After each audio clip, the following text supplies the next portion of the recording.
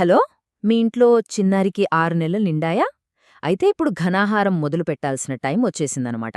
కానీ ఎప్పుడు స్టార్ట్ చేయాలి, ఏం పెట్టాలి, ఎలా తినిపించాలి, ఇలా బోలెడు ప్రశ్నలు కదా. కంగారు పడకండి. ఈ అన్ని ప్రశ్నలకు సమాధానంగా ఇండియన్ అకాడమీ ఆఫ్ పీడియాట్రిక్స్ ఇచ్చిన గైడ్లైన్స్ ఏంటో ఇప్పుడు మనం వివరంగా చూసేద్దాం. ఒక నంబర్ 1000. ఇదేంటి 1000 అని అనుకుంటున్నారా? ఇది మామూలు నంబర్ కాదండి. ఇది ఒక బిడ్డ జీవితంలో అత్యంత కీలకమైన 1000 రోజుల గురించి చెప్తోంది. అంటే గర్భం దాల్చినప్పట్నుంచి బిడ్డకు 2 ఏళ్లు వచ్చేంతవరకు ఉన్న సమయమన్నమాట. ఈ టైంలో మనమిచ్చే పోషకాహారమే వాళ్ల భవిష్యత్తు ఆరోగ్యానికి, ఎదుగుదలకి ఒక బలమైన పునాది వేస్తోంది. ఈ అనుబంధ ఆహారం అంటే కాంప్లిమెంటరీ ఫీడింగ్. ఈ పదం వినగానే చాలామంది ఏమనుకుంటారంటే తల్లిపాలు ఆపేసి ఇది పెట్టాలేమో అని. కాని అస్సలు కాదండి. ఇది తల్లిపాలకు తోడుగా ఇచ్చే అదనపు పోషణ మాత్రమే. ఎందుకంటే 6 నెలల తర్వాత పిల్లల ఎదుగుదల చాలా వేగంగా ఉంటుంది. సో వాళ్లకు ఇంకా ఎక్కువ పోషకాలు కావాలి. కేవలం తల్లిపాలు సరిపోవు. అక్కడే ఈ ఘనాహారం పిక్చర్లోకి వస్తుంది. సరే, ఈరోజు మనం ఏమేం విషయాలు తెలుసుకోపోతున్నామో ఓసారి చూద్దాం. ముందుగా సెక్షన్ 1లో ఘనాహారం మొదలుపెట్టడానికి సరైన సమయమేంటి, సరైన కారణాలేంటి అనేది చూస్తాం. ఆ తర్వాత సెక్షన్ 2లో పిల్లల మెనూలో ఏం పెట్టాలి అనేది తెలుసుకుందాం. ఇక సెక్షన్ 3లో వాళ్లకు ఎలా తినిపించాలి అనే పద్ధతుల గురించి మాట్లాడుకుందాం. ఇంకా చాలామంది నమ్మే కొన్ని అపోహలు, నిజాలేంటో సెక్షన్ 4లో చూసి చివరగా మనం గుర్తుపెట్టుకోవాల్సిన కీలక విషయాలతో ముగిద్దాం. రైట్, ఇక మొదటి విభాగానికి వచ్చేద్దాం. సరైన సమయం, సరైన కారణాలు. అసలు ఈ ఘన పదార్థాలు ఎప్పుడు మొదలుపెట్టాలి? అదే కదా మనందరిలో మెయిన్ క్వశ్చన్. దాన్ని ఇప్పుడు చూద్దాం. అవును, ప్రతీ తల్లిదండ్రుల మదిలో మెదిలే ప్రశ్న ఇదే. మనం కాస్త తొందరపడుతున్నామా లేదా మరీ ఆలస్యం చేస్తున్నామా అని ఒక్కటే టెన్షన్. మరి ఆ సరైన సమయమెప్పుడు? దీనిపైన నిపుణుల సలహా చాలా క్లియర్గా ఉంది. అదేంటంటే బిడ్డకు కరెక్టుగా 6 నెలలు పూర్తయ్యాక, అంటే 180 రోజులు దాటిన వెంటనే మొదలుపెట్టాలి. ఈ సమయాన్ని ఒక రకంగా సెన్సిటివ్ పీరియడ్ లేదా గోల్డెన్ పీరియడ్ అని చెప్పొచ్చు. కొత్త రుచుల్ని, కొత్త రకాల ఆహారాన్ని వాళ్లకి పరిచయం చేయడానికి ఇదే బెస్ట్ టైం. ఒకవేళ మనం లేట్ చేశామనుకోండి, పిల్లలు కొత్త ఫుడ్స్ని అంత ఈజీగా యాక్సెప్ట్ చెయ్యరు, మొండికేసే ప్రమాదం కూడా ఉంది.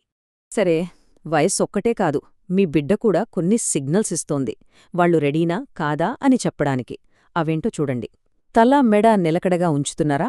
సపోర్టుతో కూర్చోగలుగుతున్నారా? మనం తినే ఆహారం వైపు ఆసక్తిగా చూస్తున్నారా?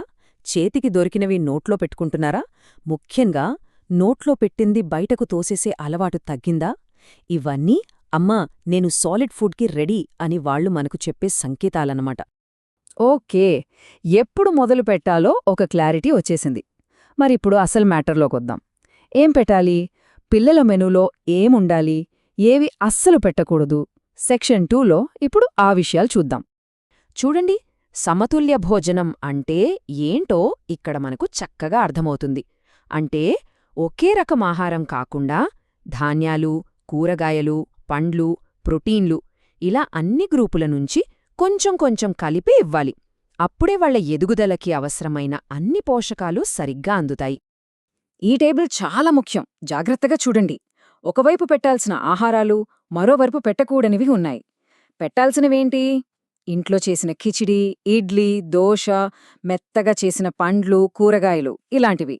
మరి పెట్టకూడనివేంటి? బిస్కెట్లు, చాక్లెట్లు, ప్యాక్ చేసిన ఫుడ్స్, జ్యూస్లు. వీటన్నింటికీ దూరంగా ఉండాలి. ఎందుకంటే వాటిలో షుగర్, సాల్ట్, ప్రిజర్వేటివ్స్ చాలా ఎక్కువగా ఉంటాయి. అవి పిల్లల ఆరోగ్యానికి అస్సలు మంచివి కావు. చూసారా, ఇలా సింపుల్గా ఇంట్లో ఉండే వాటితోనే ఎంత మంచి భోజనం తయారు చేయొచ్చో. పాలు, ధాన్యాలు, నట్స్ కలిపి చేసిన ఖీర్ లాంటివి చాలా బ్యాలెన్స్డ్గా ఉంటాయి. మనం పెద్దవాళ్లం తినే ఆహారాన్నే వాళ్లకు తగ్గట్టుగా ఉప్పు, కారం లేకుండా మెత్తగా చేసి ఇవ్వొచ్చు. దీన్నే బేబీ లెడ్ వీనింగ్ అని కూడా అంటారు. అంటే పిల్లలు తమకు తాముగా ఫుడ్ని ఎక్స్ప్లోర్ చేసేలా ఎంకరేజ్ చేయడమన్నమాట. ఓకే, ఏం పెట్టాలో చూసాం.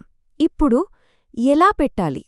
అంటే ఫుడ్ కన్సిస్టెన్సీ ఎలా ఉండాలి, రోజుకి ఎన్నిసార్లు తినిపించాలి, ఇలాంటి ప్రాక్టికల్ విషయాలన్నీ సెక్షన్ 3లో డిస్కస్ చేద్దాం. ఇది చాలా చాలా ఇంపార్టెంట్ పాయింట్. ఆహారం యొక్క చిక్కదనం.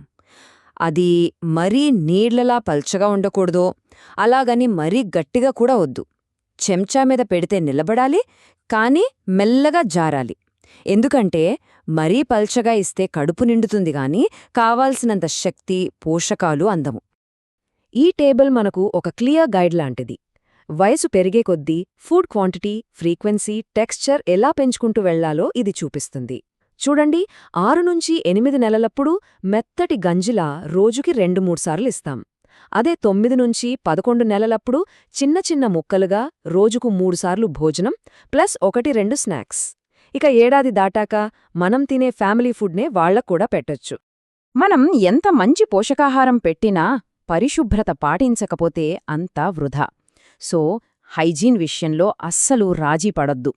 ఫుడ్ తయారు చేసే ముందు, తినిపించే ముందు సబ్బుతో శుభ్రంగా చేతులు కడుక్కోవాలి. వాడే గిన్నెలు, స్పూన్లు క్లీన్గా ఉండాలి. ఇంకో ముఖ్యమైన విషయం, ఫీడింగ్ బాటిల్స్ అస్సలు వాడొద్దు. వాటిని శుభ్రం చేయడం చాలా కష్టం. దానివల్ల ఇన్ఫెక్షన్లొచ్చే ప్రమాదం ఎక్కువ. ఈ పాయింట్ చాలామంది మిస్ అవుతారు. ఫీడింగ్ అంటే కేవలం కడుపు నింపే యాంత్రికమైన పని కాదు. అది ఒక ఇమోషనల్ బాండింగ్ టైం.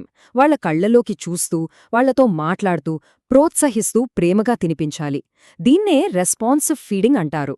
బలవంతం చేయడం, టీవీలు, ఫోన్లు చూపిస్తూ తినిపించడం లాంటివి అస్సలు చేయకూడదు. అది ఫుడ్తో వాళ్లకొక నెగటివ్ రిలేషన్షిప్ని క్రియేట్ చేస్తుంది. రైట్. ఇప్పుడు మనందరికీ బాగా తెలిసిన, కానీ చాలా కన్ఫ్యూజ్ చేసే కొన్ని విషయాల దగ్గరకు వద్దాం. అదేంటంటే అపోహలు.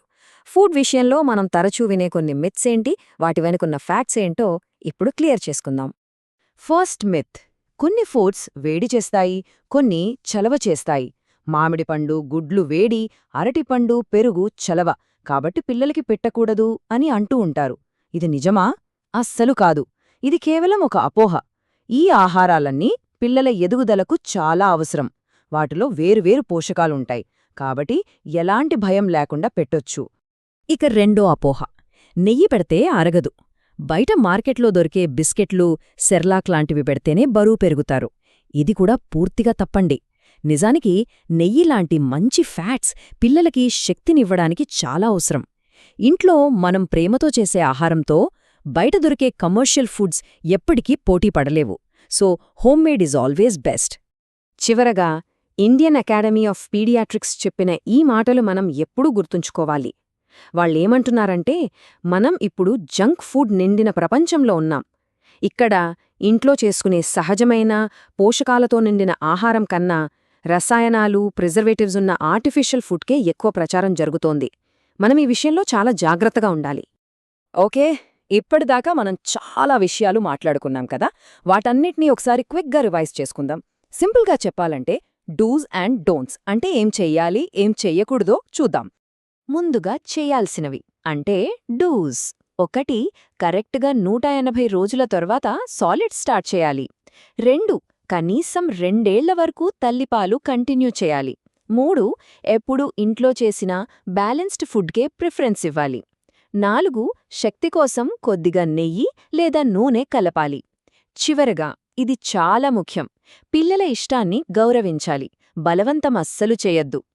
ఇప్పుడు చేయకూడనివి అంటే డోంట్స్. ఘనాహారం మొదలుపెట్టడంలో లేట్ చెయ్యొద్దు. ప్యాకేజ్డ్ ఫుడ్, జంక్ ఫుడ్కి కంప్లీట్గా దూరంగా ఉండండి. ఉప్పు, చక్కెర ఎక్కువగా ఉన్న ఫుడ్సొద్దు. ఫీడింగ్ బాటిల్ అస్సలు యూజ్ చేయొద్దు. టీవీ లేదా ఫోన్ చూపిస్తూ తినిపించొద్దు. ఇంకా గొంతులో అడ్డం పడే ప్రమాదమున్న నట్స్, ద్రాక్ష లాంటివి పూర్తిగా ఇవ్వొద్దు.